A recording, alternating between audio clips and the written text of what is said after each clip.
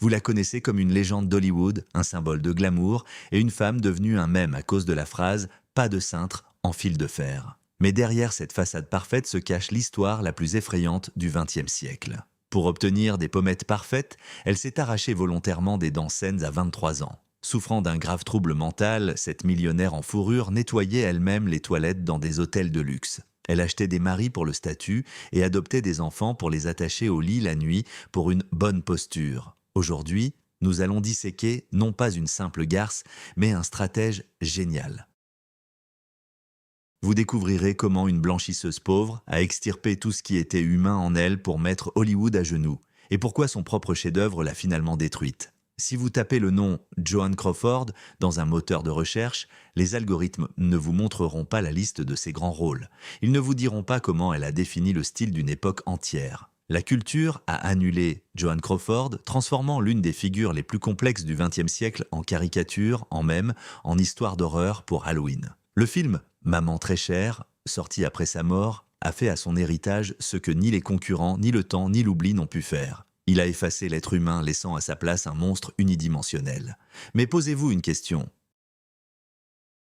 Croyez-vous vraiment qu'une femme qui était restée au sommet de l'industrie la plus impitoyable du monde pendant 40 ans n'était qu'une folle hystérique, à Hollywood, où les étoiles s'éteignent en 5 ans, où la beauté fane plus vite que des roses coupées, Crawford était restée sur le trône un demi-siècle. Les fous ne survivent pas dans cette machine à broyer. Seuls les stratèges survivent. Seuls les soldats survivent. La vérité que je vais vous raconter aujourd'hui est bien plus effrayante et majestueuse que n'importe quel film d'horreur. Joan Crawford n'était pas une méchante. Elle était le plus grand projet d'autoconstruction de l'histoire. Elle était née dans la boue, dans une famille où le mot « avenir » était une insulte.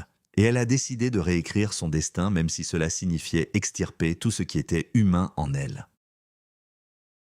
Nous allons vous montrer l'histoire d'une femme qui avait tellement peur de redevenir personne qu'elle a transformé sa vie en opération militaire. Elle contrôlait tout, la lumière sur le plateau, l'angle de ses sourcils, les hommes dans son lit et même ses propres funérailles. Ce n'est pas une histoire de cintre, c'est l'anatomie du pouvoir absolu sur soi-même. Et elle commence au moment où Hollywood a décidé que Joan Crawford était morte.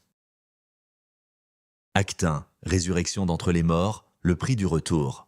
Pour saisir l'ampleur de la personnalité de Crawford, il faut se transporter en 1943. L'air est chargé de guerre et de changement, mais pour Joan, il ne sent qu'une chose, la défaite. Imaginez un matin où vous vous réveillez pour apprendre que votre carrière était finie. Pas simplement mise en pause, mais officiellement anéantie. Les exploitants de cinéma américains ont publié une lettre ouverte, une liste intitulée « Poison » pour le box-office. Sur cette liste figuraient les noms de ceux dont les visages sur les affiches ne vendaient le plus de billets. Et tout en haut, en caractères gras, se trouvait le nom Joan Crawford. Elle avait environ 37 ans. Aujourd'hui, c'est l'âge d'or pour une actrice. En 1943, c'était une condamnation.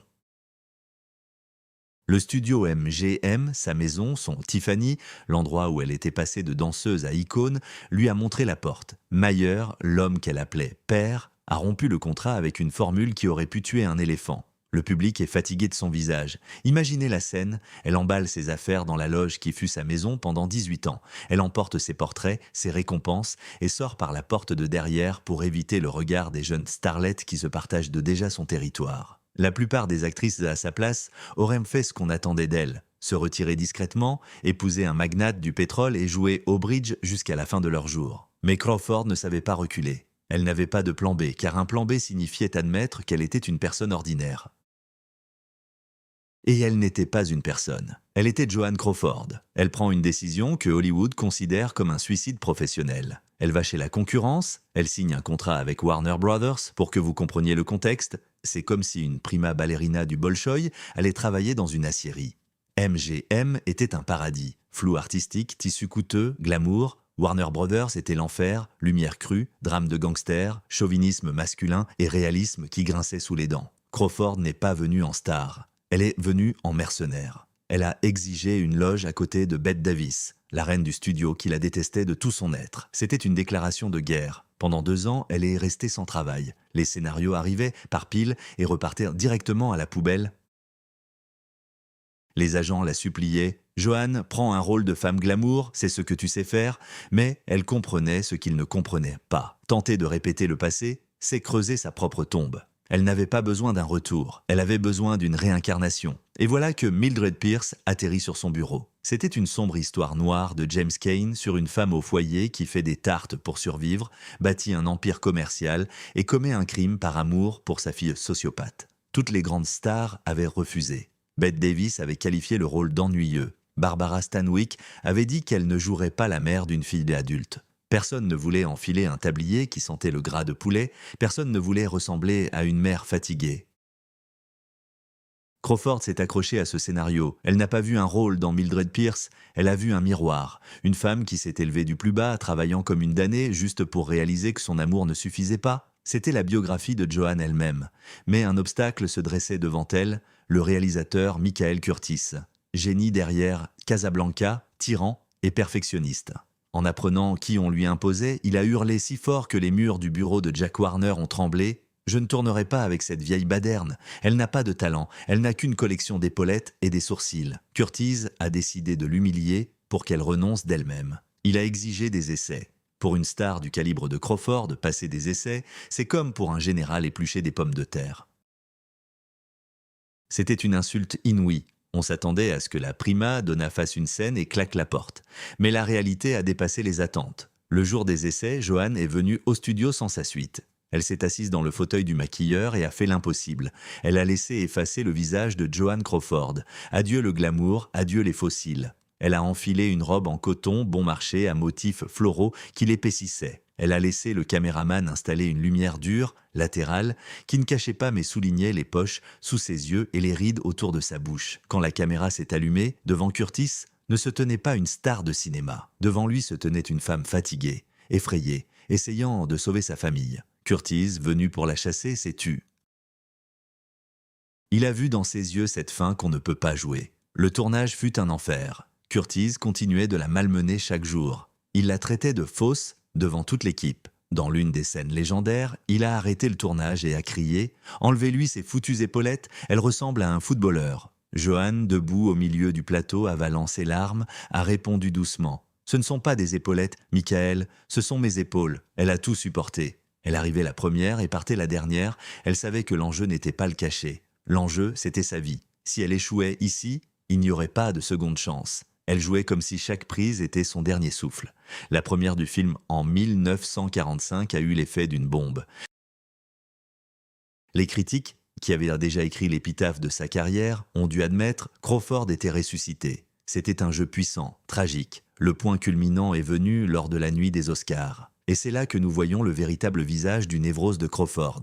La femme qui désirait la reconnaissance plus que tout n'est pas allée à la cérémonie. La version officielle, une grippe sévère. La vraie raison, une terreur paralysante. Elle était convaincue qu'elle allait perdre. Elle avait une peur panique que les caméras capturent son visage au moment de la défaite.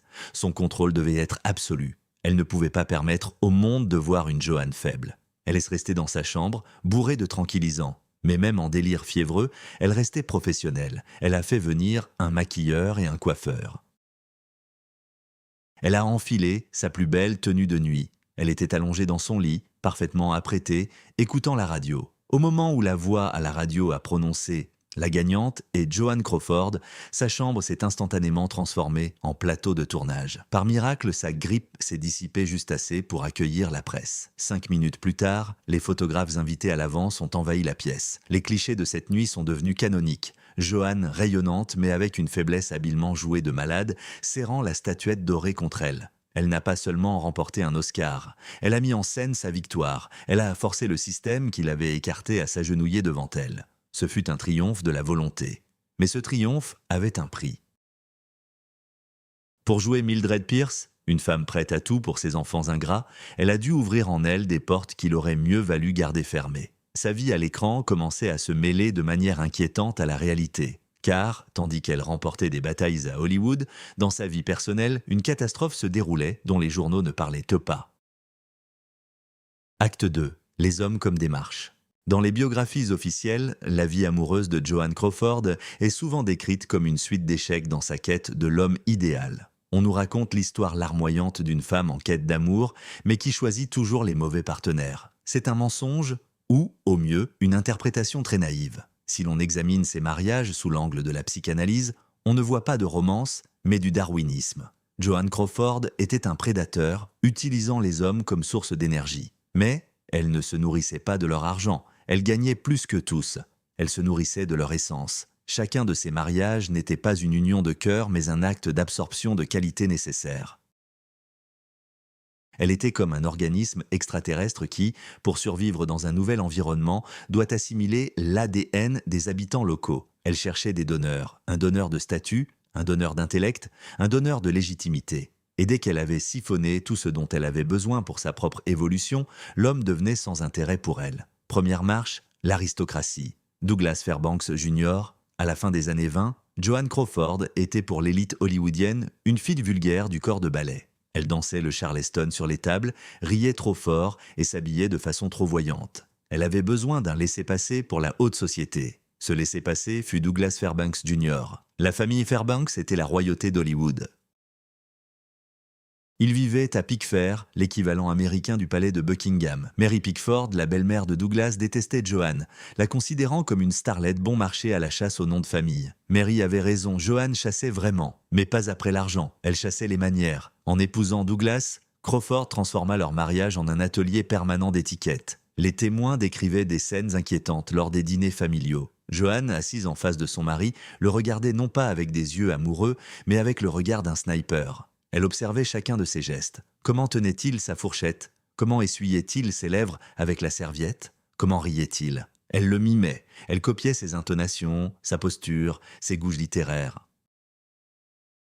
Elle réécrivait son code source, remplaçant la vulgaire Lucille par l'aristocratique Joan. Elle téléchargeait littéralement l'éducation de son mari en elle. Dès que la transformation fut achevée, dès qu'elle sentit que ses manières étaient impeccables et que les portes de Pickfair s'ouvrirent devant elle, le mariage commença à se désagréger. Elle n'avait plus besoin de professeur, elle l'avait surpassé. Deuxième marche, l'intellect. Franchotone. Au milieu des années 30, Crawford développa un nouveau complexe d'infériorité. Elle était devenue une star, mais les critiques la qualifiaient de porte-manteau, pas d'actrice. Elle manquait de profondeur. Elle avait besoin de prestige. Entre en scène Franchotone. Un acteur sérieux du théâtre new-yorkais, un intellectuel, membre du prestigieux Groupe Théâtre. Un homme qui lisait Stanislavski dans le texte. Joan s'accrocha à lui avec une poigne de fer. Elle décida que si elle épousait Hamlet, elle deviendrait elle-même Ophélia. Ce qu'elle fit à Tone peut être qualifié de violence intellectuelle. Elle construisit un véritable petit théâtre dans son jardin. Et chaque soir, elle forçait son mari et ses invités à jouer avec elle des pièces de Tchekhov, Ibsen et Strindberg. Imaginez le surréalisme de cette scène. Une diva hollywoodienne, parée de soi, tentant de jouer la mélancolie russe, forçant son mari à être son souffleur et metteur en scène. Tone fut brisé. Il se sentait réduit à un accessoire, une encyclopédie vivante pour une épouse ambitieuse. Il commença à boire, devint agressif. Leur dispute était légendaire. Mais voici le paradoxe qui explose l'esprit.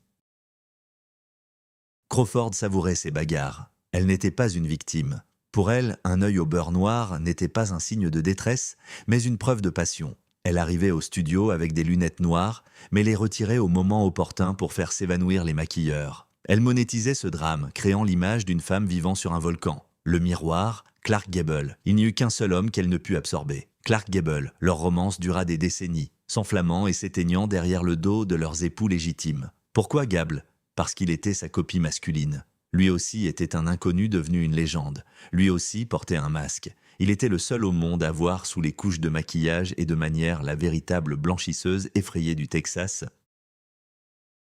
Gable disait « Joan est le meilleur gars que je connaisse ». Mais ils ne se marièrent jamais. Joan, dans de rares moments de sincérité absolue, avouait « Nous nous serions entretués. 2 étoiles de cette envergure, c'est trop pour un seul univers. Personne ne voulait céder la lumière des projecteurs. » Elle comprenait que Gable ne se laissait pas dompter, et l'amour sans contrôle était pour elle impossible. Impasse et changement de stratégie. À la fin des années 30, après une série de romances et de divorces, Crawford arriva à une conclusion désespérante. Les hommes sont un actif peu fiable. Ils ont un ego. Ils ont leur propre volonté. Ils peuvent partir pour une autre, s'éteindre dans l'oubli, mourir. Investir dans un homme, c'est s'exposer au risque. Pour quelqu'un obsédé par le contrôle, il fallait un objet d'amour qui ne partirait jamais, serait totalement dépendant, serait une page blanche sur laquelle écrire n'importe quel scénario. C'est à ce moment-là que germa dans son esprit le projet le plus ambitieux et le plus effrayant de sa vie. Si elle ne pouvait pas trouver le partenaire idéal, elle créerait elle-même des êtres parfaits. Elle décida de devenir mère. Mais la biologie était contre elle. De multiples fausses couches dans sa jeunesse l'avaient privée de la possibilité d'enfanter. Alors, elle alla à l'encontre de la biologie, des lois. À l'époque, les femmes célibataires n'avaient pas d'enfants et du bon sens. Elle acheta des enfants, littéralement, par des réseaux d'adoption clandestins. Elle transféra toute son énergie colossale, étouffante, qu'elle consacrait auparavant au mari et à sa carrière, sur une petite fille nommée Christina. Et si Franchotone ou Douglas Fairbanks pouvaient claquer la porte et partir, l'enfant, elle, n'avait pas d'échappatoire. Crawford n'avait pas l'intention de simplement élever des enfants, elle comptait les produire. Acte 3. Anatomie d'un monstre. Nous arrivons à la partie la plus explosive de l'histoire. Là où la biographie se transforme en film d'horreur, en 1978, un an après la mort de Crawford, sa fille adoptive Christina publie le livre « Mommy Dearest », « Chère maman ». Ce livre détruit la réputation de Joanne plus vite que n'importe quel scandale de son vivant. Le monde découvre les descentes nocturnes, les attaches au lit, les cris. Et bien sûr, les cintres. Le verdict de la société est immédiat, Joanne Crawford est une sadique qui prend plaisir à torturer des enfants sans défense. Mais si on s'arrête là, on rate l'essence de la tragédie. Un sadique fait souffrir pour le plaisir. Joanne Crawford faisait souffrir pour la perfection. Acceptons une thèse complexe et inconfortable. Joanne Crawford ne se voyait pas comme une mère cruelle. Elle se voyait comme un général préparant ses recrues pour le débarquement en Normandie. Elle savait que la vie est une guerre. Elle a survécu à cette guerre grâce à une discipline de fer, la peur et le refus de la pitié envers elle-même. Quand elle regardait ses enfants, Christina, Christopher et les jumelles Sandy et Cathy, elle ne voyait pas des enfants. Elle voyait ses héritiers. Et les héritiers d'un empire doivent être prêts à le diriger. Analysons la scène la plus célèbre de l'histoire de la pop culture. Une mère entre dans la chambre de sa fille en pleine nuit, trouve un cintre en fil de fer bon marché du pressing, et l'enfer commence. Elle frappe l'enfant, elle disperse les robes coûteuses, elle crie la fameuse phrase « Pas de cintres en fil de fer ». De l'extérieur, cela ressemble à une psychose. Mais entrons dans la tête de Joanne. Pour Crawford, les vêtements n'étaient pas de simples chiffons. Les vêtements étaient un outil de survie. Une robe à $300 au prix des années 40 est un investissement. C'est une partie de l'image. C'est ce qui distingue une star d'une lavandière. Un cintre en fil de fer déforme les épaules de la robe. Une robe abîmée, c'est une mauvaise image. Une mauvaise image, c'est la perte de travail. La perte de travail, c'est le retour à la misère. Dans la logique déformée de Crawford, voir un cintre, ce n'était pas juste de la négligence, c'était une menace. Elle voyait sa fille comme paresseuse, ingrate et pas prête pour la vie. Christina ne valorisait pas les choses que Joanne gagnait avec son sang et sa sueur. La réaction de Joanne était monstrueusement disproportionnée, mais son motif n'était pas la haine. Son motif était une peur panique que ses enfants grandissent nés faibles et que le monde les dévore. Elle frappait Christina. Elle essayait de lui inculquer le respect du travail et de la discipline. La deuxième facette de ce terrorisme domestique était l'obsession de la propreté. Christina décrivait comment sa mère pouvait la réveiller à 2 heures du matin parce qu'elle avait remarqué de la poussière sur une plinthe et la forcer à laver le sol à la brosse. C'est une manifestation classique d'un trouble obsessionnel compulsif sévère, amplifié par le traumatisme de la pauvreté. Dans son enfance, Lucille Le Sueur lavait les sols dans une école-internat pour payer son hébergement. La saleté était pour elle un symbole d'humiliation. La saleté était l'incarnation physique de ce fond d'où elle s'était échappée. Devenue riche, elle transforma sa maison en une salle d'opération stérile. Elle mettait des gants blancs et passait son doigt sur le haut des chambranles de porte. Chaque grain de poussière était perçu comme une offense personnelle, comme une percée de l'ennemi à travers la ligne de défense. En forçant ses enfants à récurer les sols la nuit, elle ne les punissait pas seulement. Elle essayait de leur inculquer la même terreur sacrée de la saleté qui la motivait elle-même. Elle voulait qu'ils détestent le chaos autant qu'elle. Si tu contrôles la propreté autour de toi, tu contrôles ta vie. Voilà la leçon qu'elle tentait de leur enseigner. Mais les enfants ne voyaient pas la leçon. Ils voyaient une femme folle avec un seau d'eau au milieu de la nuit. Le drame principal s'est joué entre Joanne et sa fille adoptive aînée Christina. Christina était une fille intelligente, forte mais têtue. Elle était la seule à oser regarder sa mère dans les yeux. Joanne voulait voir en Christina un mini-moi. Elle l'habillait en copie réduite de ses robes. Elle l'emmenait à des séances photos, la forçant à sourire sur commande. Elle voulait que Christina devienne le prolongement de sa légende. Mais Christina ne voulait pas être Joan Crawford 2.0. Elle voulait juste être une enfant. Elle voulait manger un hamburger, pas un steak saignant que Joan l'a forcé à manger pour la force. Elle voulait jouer avec des amis, pas apprendre des révérences. Joan percevait cette résistance comme une trahison. « Je t'ai tout donné », criait-elle dans ses lettres et ses disputes. « Je t'ai donné un nom, une maison, des écoles, des vêtements. Pourquoi ne veux-tu pas jouer ton rôle ?» C'était la frustration d'un réalisateur dont la marionnette coupait soudainement les fils et commençait à improviser. Elle attachait Christina au lit, non pas pour des plaisirs sexuels, ni pour la torturer au sens médiéval. Elle le faisait pour qu'elle ne bouge pas dans son sommeil et ne gâche pas sa posture. Comprenez-vous le niveau de folie ? Même le sommeil devait être discipliné. Même en dormant, tu devais travailler sur toi. Le plus effrayant dans cette histoire, c'est que Joan Crawford était le sergent le plus strict, non pas pour les enfants, mais pour elle-même. Elle ne leur demandait jamais ce qu'elle ne faisait pas elle-même. Elle lavait les sols. Elle gardait sa posture 24 heures sur 24. Elle travaillait jusqu'à l'évanouissement. Elle ne comprenait sincèrement pas pourquoi ce système, qui fonctionnait sur le plateau avec des centaines d'employés, échouait dans la chambre des enfants. Elle avait construit autour des enfants une forteresse d'or et de marbre, mais avait oublié d'y installer le chauffage. Elle pensait leur donner les outils pour réussir. En réalité, elle leur transmettait son névrose en héritage. Elle essayait de les contaminer avec ses ambitions, mais ne réussissait qu'à leur transmettre son anxiété et sa haine. Finalement, elle a exclu Christina et Christopher de son testament avec une formule glaciale pour des raisons qu'ils connaissent bien. Jusqu'à sa mort, elle était convaincue d'être une bonne mère qui avait simplement eu la malchance d'avoir des enfants ingrats. Mais si sa vie domestique était une tentative de créer des êtres parfaits, ses relations avec son propre corps étaient une tentative de créer une déesse parfaite. Et les méthodes qu'elle appliquait à sa chair n'étaient pas moins cruelles que celles qu'elle utilisait pour élever Christina. Acte 4. Ingénierie divine. Si sa maison était une forteresse et ses enfants une garnison, alors Joan Crawford voyait son propre corps comme l'atout principal d'une entreprise nécessitant une rénovation majeure, une dépréciation sévère et une modernisation constante. Contrairement à Greta Garbo ou Elizabeth Taylor, Joan Crawford n'était pas née belle. Lucille Le Sueur, la jeune femme qu'elle était avant Hollywood, était trapue, aux épaules larges, avec une constellation de taches de rousseur et un visage simple et large. Elle avait trop de terre et pas assez de ciel. Pour devenir Joan Crawford, elle a littéralement dû découper Lucille de son corps. Ce qu'elle faisait à elle-même serait aujourd'hui qualifié de biohacking radical, frôlant l'automutilation. Mais dans les années 30, il n'y avait ni botox ni filler. Il n'y avait que la volonté d'acier et des méthodes barbares. Commençons par un fait qui ferait frissonner n'importe quel dentiste moderne. À un moment donné, en analysant ses gros plans, Crawford a décidé que sa mâchoire était trop large et que ses pommettes n'étaient pas assez dramatiques pour la lumière en noir et blanc. Les régimes ne changent pas la structure du crâne. Elle a donc pris une décision qui démontre son absolue folie ou son génie. À vous de juger. À 23 ans, elle a volontairement fait retirer ses molaires arrière.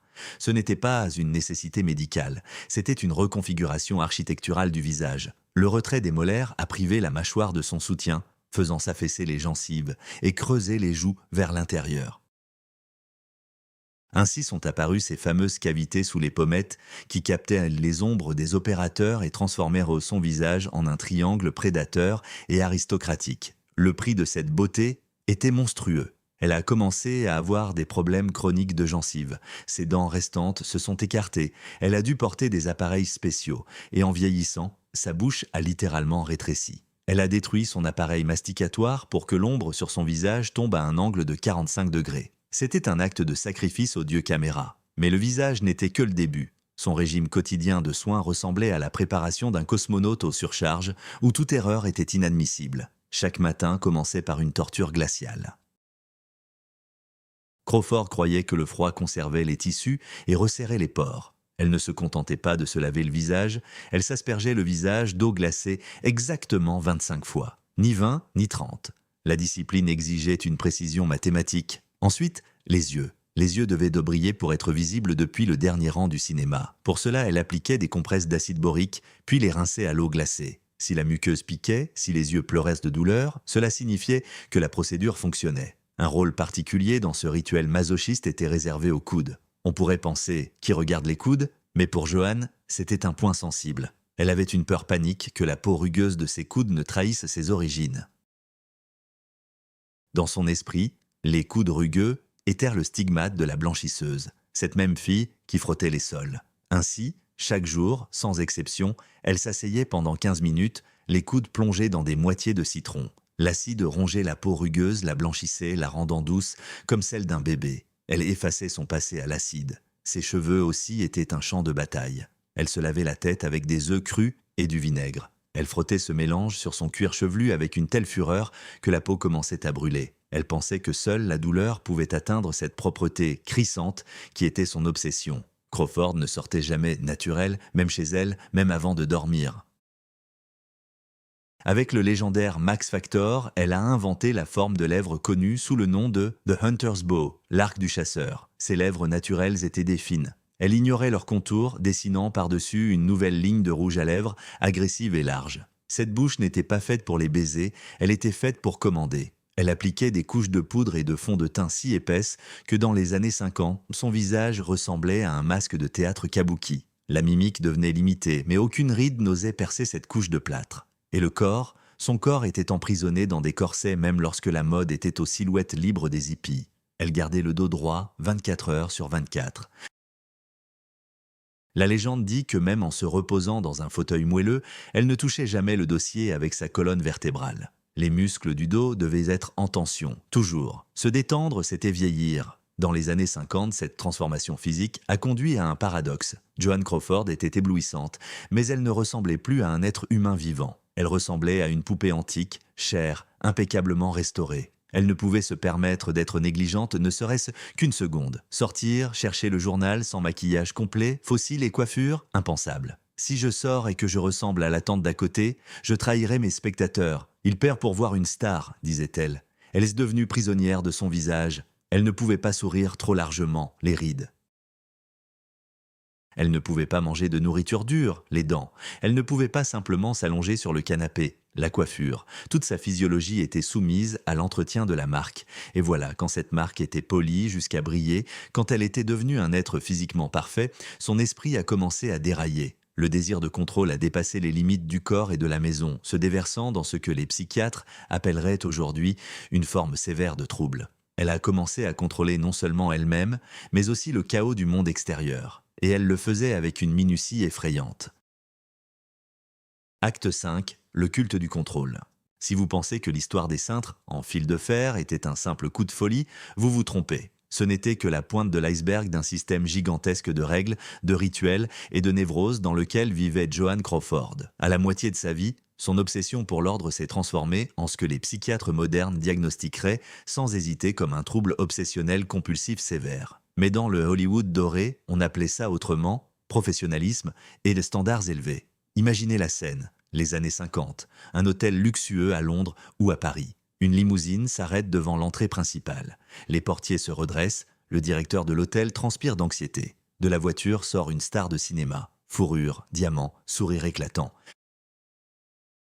Mais avant de déballer les valises Louis Vuitton, quelque chose d'étrange se produit. Joan entre dans la suite présidentielle, enlève ses fourrures, enfile des gants de ménage, se met à genoux et commence à laver le sol. Ce n'est pas une légende urbaine, c'est un fait documenté. Crawford ne faisait pas confiance aux femmes de chambre. Elle ne faisait confiance à personne. Pour elle, la saleté des autres était une arme bactériologique. Tant qu'elle n'avait pas désinfecté elle-même les poignées de porte à l'alcool, tant qu'elle n'avait pas nettoyé la baignoire avec ses propres produits chimiques, elle ne pouvait pas se sentir en sécurité. Elle sanctifiait l'espace par son travail. Ce n'est qu'après avoir nettoyé la chambre des traces des précédents occupants qu'elle pouvait redevenir la star. Le personnel des hôtels était horrifié.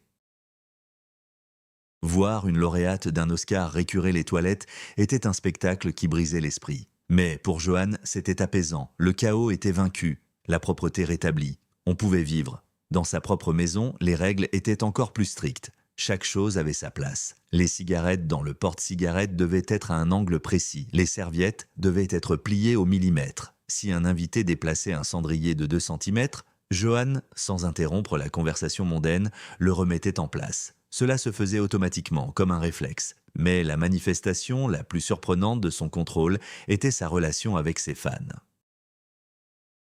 Contrairement à de nombreuses stars qui jetèrent des sacs de lettres à la poubelle ou déléguaient les réponses à des secrétaires, Joan avait transformé la correspondance en un devoir sacré. C'était son deuxième travail, le quart de nuit à l'usine de la gloire. Chaque jour, en rentrant du tournage, fatiguée, souvent ivre, elle s'asseyait à son bureau. Devant elle, des piles de lettres de gens inconnus d'Iowa, du Kansas, de Berlin. Et elle répondait. Elle dictait les réponses, puis signait personnellement chaque lettre. Et malheur au secrétaire qui ferait une faute de frappe ou collerait un timbre de travers. La lettre finissait à la poubelle et tout recommençait. Elle utilisait un papier spécial, bleu ciel avec son monogramme personnel. Cette couleur faisait partie de la marque. Elle glissait dans les enveloppes ses photos.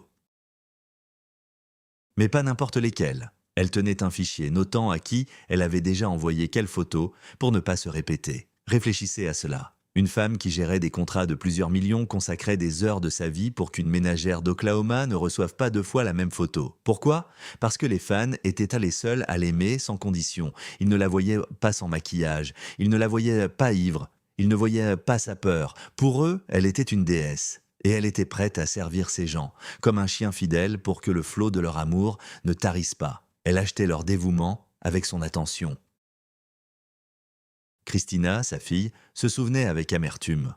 Maman pouvait passer des heures à écrire des mots tendres à des inconnus, mais elle ne trouvait pas 5 minutes pour simplement parler avec moi sans crier. C'est le paradoxe classique du narcissique. Au lointain, tout le meilleur, aux proches, tout le pire. Les fans sont sûrs, ils sont loin. Les proches sont dangereux, ils voient la vérité. Tout ce contrôle total sur la propreté, sur les lettres, sur le poids, servait un seul but. Cacher le fait qu'à l'intérieur, tout s'effondrait. Joanne buvait, et buvait beaucoup. Mais même son alcoolisme était discipliné. Elle préférait la vodka car elle croyait en ce vieux mythe. La vodka ne sent pas. Elle pensait que si elle buvait de la vodka, personne au studio ne le remarquerait.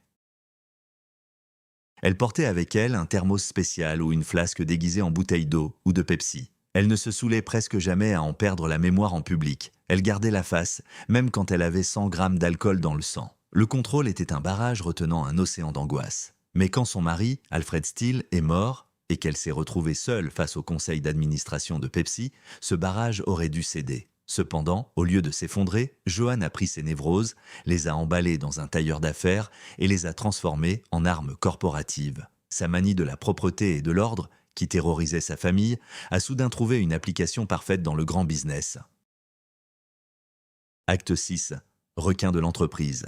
En 1959, Hollywood commence à changer. Les déesses d'acier des années 30 cèdent la place à des symboles sexuels doux et vulnérables comme Marilyn Monroe. Pour Joan Crawford, qui a dépassé la cinquantaine, cela signifie la mort professionnelle. Le téléphone sonne de moins en moins, les scénarios s'amincissent. La plupart des stars de son calibre font alors une erreur fatale. Elles s'accrochent à leur jeunesse perdue, jouant des parodies pathétiques d'elles-mêmes et s'éteignent dans l'oubli dans leur manoir vide.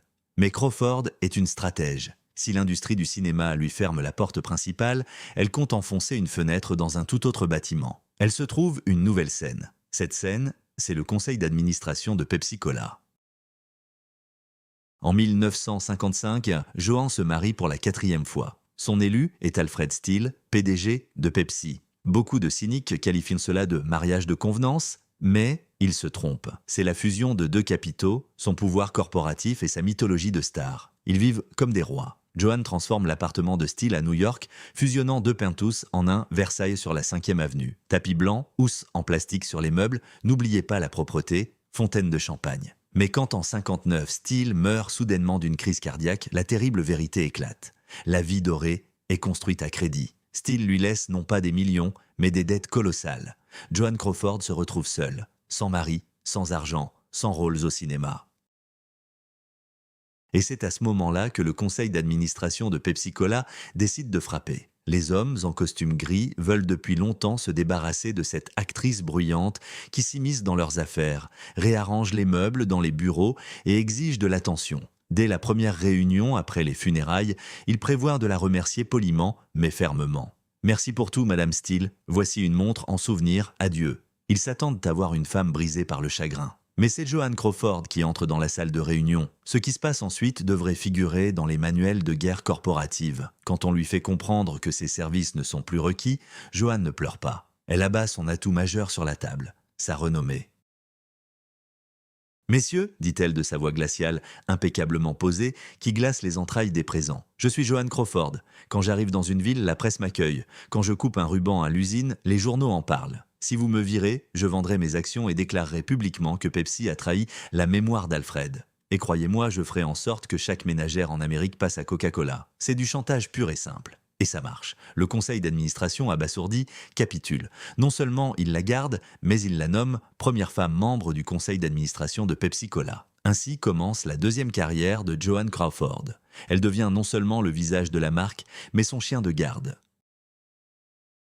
Les 15 années suivantes, elle travaille à un rythme qui tuerait quelqu'un 2 fois plus jeune qu'elle. Elle parcourt 50 à 60 000 miles par an, inaugurant des usines, assistant à des conventions et serrant des milliers de mains. Elle apporte à la vente de sodas sucrés la discipline hollywoodienne et ses névroses personnelles. Ses inspections deviennent légendaires. Avant une visite dans une nouvelle ville, elle envoie son fameux rider, une liste d'instructions sur plusieurs pages. Dans quelle chambre elle séjournera, quelle température doit être dans la limousine, combien de glaçons dans le verre, quelle marque de vodka pour la mélanger avec Pepsi, bien sûr. En entrant dans un supermarché d'une ville oubliée de Dieu, elle se dirige d'abord vers les rayons de boissons. Si elle voit des bouteilles de Pepsi poussiéreuses, ou que l'étagère est trop basse, ou, horreur, que les étiquettes sont collées de travers, elle passe un savon au directeur du magasin sur place. Imaginez la scène. Une icône hollywoodienne en diamant et chapeau à genoux dans une allée de supermarché, réarrangeant furieusement les bouteilles, exigeant que le logo soit bien en avant. Pour elle, ce n'est pas du soda, c'est son Oscar. Chaque bouteille est un soldat dans son armée. Et un soldat doit être au garde à vous. Elle utilise ses films comme plateforme publicitaire. Dans ses thrillers tardifs comme Straight Jacket, le placement de produits Pepsi est poussé à l'absurde. Les bouteilles apparaissent à l'écran si souvent et de manière si intrusive que cela en devient risible. Mais pour Joan, c'est une partie du contrat. Elle vend tout, son talent, son visage, son nom. Mais le temps est impitoyable. Au début des années 70, la culture d'entreprise change. Les vieux requins sont remplacés par de jeunes managers avec des diplômes MBA. Ils voient Crawford comme une antiquité coûteuse et inutile. Son style de gestion leur semble un caprice archaïque. Son déclin devient de plus en plus difficile à cacher. Lors de certaines réunions, elle s'endort ou parle de manière incohérente. En 1973, alors qu'elle approche des 70 ans, elle est forcée de prendre sa retraite. Officiellement, pour raison d'âge. En réalité, parce que le temps a changé et les reines d'acier sont passées de mode même dans les affaires. En partant, elle montre encore une fois son caractère. Quand on la met à la porte de l'entreprise à laquelle elle a consacré 15 ans de sa vie et qu'elle a sauvée de la stagnation après la mort de son mari, elle ne dit qu'une phrase digne de la fin d'un drame. « N'osez pas penser que vous m'avez renvoyé, c'est moi qui vous ai renvoyé ». Elle rassemble ses affaires, ses récompenses, ses valises de Pepsi et quitte le bureau. Cette période de sa vie prouve la thèse principale de notre récit. Crawford n'a jamais cherché les chemins faciles. Elle aurait pu vivre modestement sur les restes de ses économies. Mais elle avait besoin de guerre. Quand les cinémas ont cessé d'être un champ de bataille, elle a transformé les salles de réunion en champs de bataille. Elle a survécu à la mort de son mari, elle a survécu à la guerre avec le conseil d'administration. Elle a prouvé qu'une femme pouvait diriger une entreprise bien avant que cela ne devienne la norme. Mais pendant qu'elle se battait pour le marché du soda, sur un autre front se préparait une bataille qui devait devenir le point culminant de sa carrière d'actrice. Une bataille pour laquelle elle était prête à détruire la seule personne qu'elle considérait comme son égale. Nous retournons à Hollywood, et sur le ring entre Bette Davis, Acte 7, Guerre des Titans. En 1962, Hollywood n'appartient plus à Joan Crawford et Bette Davis. Les studios perdent leur emprise, Easy Rider et le lauréat envahissent les écrans et les rebelles et androgynes remplacent les stars. Pour les vieilles divas, il ne reste que des rôles de vieilles excentriques ou l'oubli total. Mais Joan n'est pas prête à capituler. Elle veut un retour triomphal. Elle trouve le scénario parfait. Qu'est-il arrivé à Baby Jane ? Une histoire grotesque de 2 sœurs vieillissantes, anciennes stars enfantines, enfermées dans un manoir de haine. Mais il y a un hic. Pour que l'histoire fonctionne, il lui faut une adversaire à sa hauteur. Elle a besoin de Bette Davis. Leur rivalité dure depuis des décennies. Elle a commencé à cause d'un homme, mais s'est transformée en véritable guerre idéologique. Davis est l'actrice. Prête à se défigurer, à jouer des femmes laides, malades, malheureuses, son talent est sauvage, indompté. Crawford est la star. Son arme, la lumière, l'angle, le style impeccable. Elle craint de montrer sa faiblesse. Elle se construit brique par brique, comme un édifice. Davis méprise Crawford pour son artificialité, Crawford méprise Davis pour sa négligence. Mais Joan sait que la haine est un carburant puissant. Elle décide de l'exploiter. Quand le réalisateur Robert Aldrich propose à Davis le rôle de Baby Jane, elle refuse d'abord. Le scénario lui semble trop mélodramatique, mais quand elle apprend que Joan Crawford veut jouer sa sœur, Blanche, et pousse pour sa candidature, elle voit rouge. « Cette vieille sorcière veut m'utiliser pour son retour? Je vais lui montrer, dit-elle en acceptant. » Le plateau de tournage devient un champ de bataille. Davis, incarnant la folle Jane, joue le tout pour le tout. Elle invente son propre maquillage, une couche de blanc comme du plâtre, des cernes noires, une mouche hideuse. Elle n'a pas peur de ressembler à un monstre. Elle veut être vraiment effrayante. Crawford, jouant Blanche, clouée dans un fauteuil roulant, tente de rester une déesse même en victime. Elle exige que ses haillons soient de haute couture, que la lumière dissimule ses rides. Davis commente avec sarcasme, elle pleure seulement de l'œil le plus proche de la caméra. Le conflit dégénère en violence physique. Dans une scène où Jane doit donner un coup de pied à Blanche, Davis doit simuler le coup. Mais selon Crawford, le coup est réel et atteint sa tête. Joan exige des points de suture. La vengeance ne tarde pas. Dans une scène où Jane traîne Blanche paralysée au sol, Crawford utilise les lois de la physique contre le dos malade de Davis.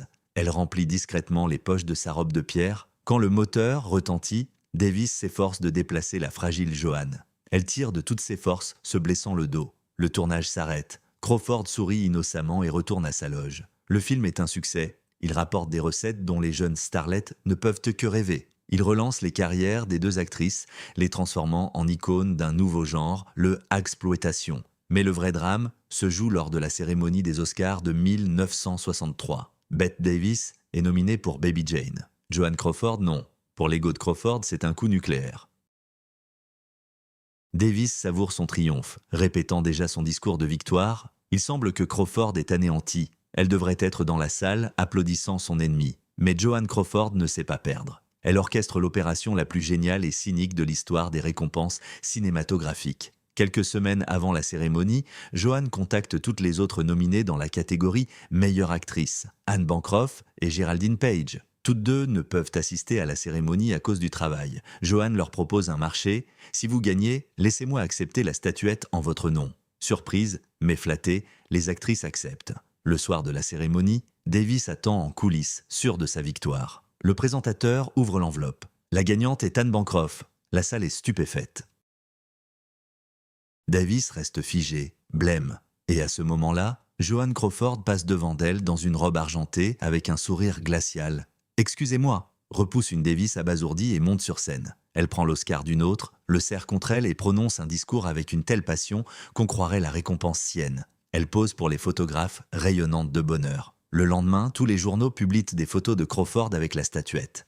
Bette Davis n'apparaît pas sur ces clichés. Joan a volé le spectacle, elle a volé le moment. Elle a prouvé que même sans être nominée, elle peut être la star de la soirée. C'était la victoire ultime de l'emballage sur le contenu, de la stratégie sur le talent. Cet épisode a scellé leur rivalité, mais il a aussi révélé une vérité tragique. Ces deux femmes avaient besoin l'une de l'autre.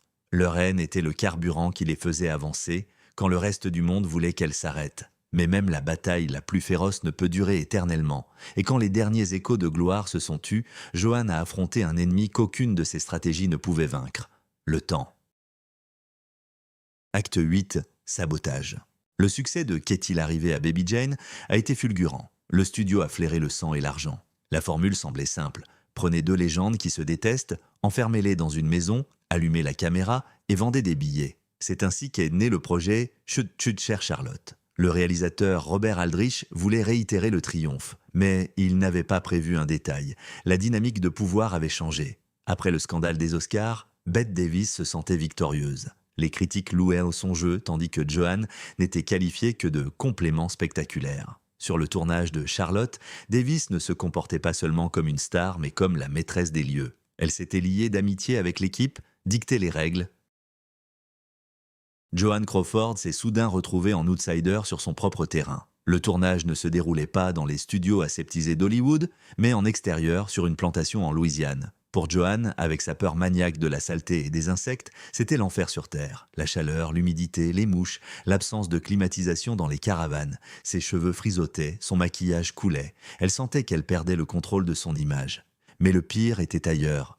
Joan avait lu le scénario et compris, dans ce film, Bette Davis allait encore la surpasser. Le rôle de Davis était juteux, fou principal, celui de Crawford le plus passif. Elle voyait l'avenir où Davis recevait à nouveau une nomination et elle restait encore une fois les mains vides. C'est alors que Crawford a appuyé sur le bouton rouge. Elle a décidé d'appliquer la tactique de la terre brûlée. Si elle ne pouvait pas gagner à ce jeu, elle renverserait l'échiquier. D'abord, elle a commencé à chipoter sur des détails, puis sont venus les évanouissements dus à la chaleur. Et ensuite, Joanne a déclaré qu'elle était gravement malade.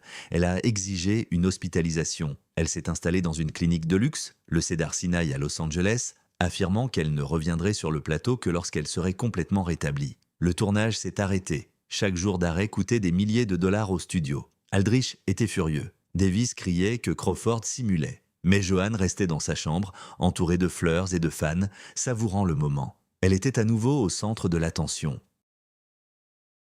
Elle tenait tout le film en otage. Elle forçait les puissants producteurs à la supplier de revenir. C'était le pouvoir qui lui manquait tant sur le plateau. Elle pensait être irremplaçable. Elle était convaincue que le film ne se ferait pas sans elle. Après tout, le public voulait voir Crawford contre Davis. Ce fut son erreur fatale. Elle a surestimé son importance et sous-estimé le cynisme de l'industrie. Robert Aldrich, lassé du chantage, a engagé un détective privé. Celui-ci a suivi la star mourante et a découvert que la nuit, elle se déplaçait allègrement dans sa chambre et, selon les rumeurs, buvait même en cachette. Avec ces preuves, Aldrich est allé voir les patrons du studio. Le verdict a été sévère, licencié. Mais par qui l'a remplacé ? Qui accepterait d'entrer dans la cage avec le tigre, Bette Davis, en plein milieu du tournage ? Aldrich s'est envolé pour la Suisse pour voir Olivia de Havilland, une autre légende, amie de Davis et total opposée de Crawford. Olivia a accepté. Joanne a appris son licenciement non pas du réalisateur, personne ne l'a appelée. Elle était allongée dans sa chambre d'hôpital, écoutant la radio. Et le présentateur des nouvelles a annoncé d'une voix monotone « Joanne Crawford, remplacée par Olivia de Havilland dans le film Chut, chut, chère Charlotte ». C'était une humiliation publique comparable à une exécution. Elle n'a pas simplement été licenciée. Elle a été effacée, on lui a montré qu'elle n'était qu'une pièce remplaçable. Le studio n'a même pas payé sa facture d'hôpital. Charlotte est sortie en salle et a été un succès. Bette Davis a encore brillé, et Joanne Crawford est restée seule avec une réputation ternie de l'actrice à problème, avec qui personne ne veut travailler. Ce moment a marqué un point de non-retour. Elle a perdu la guerre, pas parce qu'elle avait perdu son talent, mais parce que sa peur de l'échec était devenue plus forte que son désir de travailler. Elle s'était elle-même acculée. Le dernier acte était à venir, le plus silencieux et le plus effrayant. Un acte où les décors se réduisaient à la taille d'un appartement à Manhattan. Acte 9, la grande disparition. En 1974, le monde a changé au point d'être méconnaissable. L'ère du glamour noir et blanc, où Joanne Crawford régnait en reine, a été balayée. Sur les écrans, c'est le nouvel Hollywood qui domine. Scorsese, Coppola, De Niro. Réalisme brut, jeans pattes d'éléphant, disco et révolution sexuelle. Pour Crawford, dont l'image reposait sur une illusion impeccable et une hiérarchie rigide, il n'y avait pas de place dans ce chaos. Mais elle n'est pas partie simplement parce qu'elle avait vieilli. Elle est partie parce qu'elle a commis une erreur qu'elle ne s'est jamais pardonnée. Le moment fatal n'est pas survenu sur un plateau, mais sur les pages d'un journal du matin. Après une soirée en l'honneur de son amie Rosalind Russell, Joanne a vu ses photos dans la presse. Le photographe l'a capturée sous un angle défavorable, dans la lumière crue et impitoyable du flash. Sur la photo, il n'y avait pas la Joanne Crawford qu'elle avait construite pendant un demi-siècle. Il y avait une femme âgée, fatiguée, avec un visage affaissé, des yeux effrayés et une couche de maquillage trop épaisse, incapable de masquer le temps. Pour une personne ordinaire, ce n'aurait été qu'un mauvais cliché. Pour la PDG de la corporation Joanne Crawford, c'était un signal de faillite. Le produit était abîmé. La marchandise avait perdu de son éclat. Elle ne pouvait plus être exposée en vitrine. Ce jour-là, elle a pris une décision qui exige une volonté d'acier de samouraï. Elle a dit « Si je ne peux pas être Joanne Crawford à 100%, je ne le serai pas du tout. » Elle n'a pas annoncé de tournée d'adieu. Elle n'a pas organisé de conférence de presse. Elle est simplement entrée dans son appartement 22G de l'Imperial House à Manhattan, a fermé la porte et a jeté la clé. Les 3 dernières années de sa vie, de 1974 à 1977, sont souvent décrites comme une folie à la Sunset Boulevard. Mais contrairement à Norma Desmond, Crawford n'a pas perdu la raison. Au contraire, son esprit est resté d'une clarté effrayante. Son retrait était un acte de la plus haute éthique professionnelle. Elle protégeait la légende de la réalité. Elle savait que le public devait se souvenir d'elle jeune, forte et belle. Permettre aux spectateurs de la voir déchue aurait été, pour elle, une trahison de leur amour. L'appartement 22G s'est transformé en un étrange temple stérile. Elle s'est débarrassée de la plupart des meubles. Les canapés blancs restants étaient recouverts de housses en plastique. Sa phobie de la saleté s'étant transformée en paranoïa avec l'âge. Elle vivait entourée de vide. Mais même là, sans spectateurs, elle ne se permettait pas de se détendre. Les témoins, quelques domestiques, disaient que même en allant à la cuisine pour se servir de la vodka, elle était toujours apprêtée. Elle portait des turbans pour cacher ses cheveux clairsemés et des robes d'intérieur qui ressemblaient à des costumes de scène. Elle continuait à jouer le rôle de Joan Crawford pour le seul spectateur dont la vie comptait pour elle, elle-même. Son lien avec le monde extérieur se faisait uniquement par téléphone et par lettres. Et c'est là que se révèle le détail le plus poignant de sa solitude. Jusqu'à la fin, malgré une douleur infernale au dos, conséquence de vieilles blessures et de l'ostéoporose, et la faiblesse due au cancer qu'elle refusait de reconnaître, elle répondait personnellement à chaque lettre de fan. Elle passait ses nuits à la machine à écrire, sur ce même papier bleu. Elle glissait dans les enveloppes ses anciennes photos parfaites des années 30. Ce n'était pas de la nostalgie, c'était de la désinformation. Elle continuait à diffuser cette image parfaite, comme un signal d'une étoile déjà éteinte, dont la lumière continue d'atteindre la Terre. Elle voulait que dans le Kansas et l'Ohio, on pense qu'elle était toujours aussi belle. Elle s'est catégoriquement interdit toute visite. Elle refusait de voir même de vieux amis. « Je ne veux pas qu'ils me voient de comme ça », disait-elle.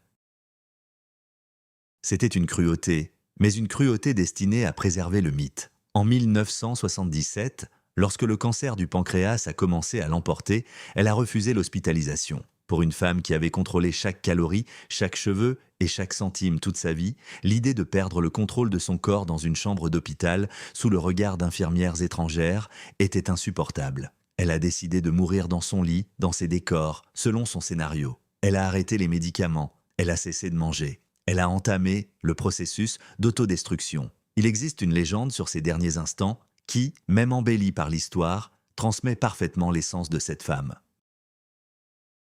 Le matin du 10 mai 1977, alors qu'elle mourait, sa gouvernante a commencé à prier bruyamment à son chevet. Crawford, qui semblait déjà inconsciente, a soudain ouvert les yeux. Elle a rassemblé ses dernières forces, s'est redressée sur ses oreillers et a chuchoté sa dernière réplique « Bon sang, ne prie pas Dieu de m'aider ». Elle ne voulait pas de pitié, elle ne voulait pas d'aide. Elle voulait que tout soit fait en silence et avec professionnalisme.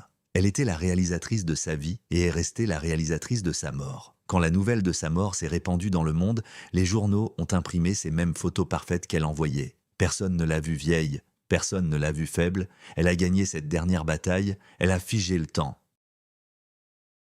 Mais dans l'appartement 22G, ce n'est pas seulement une grande actrice qui est morte.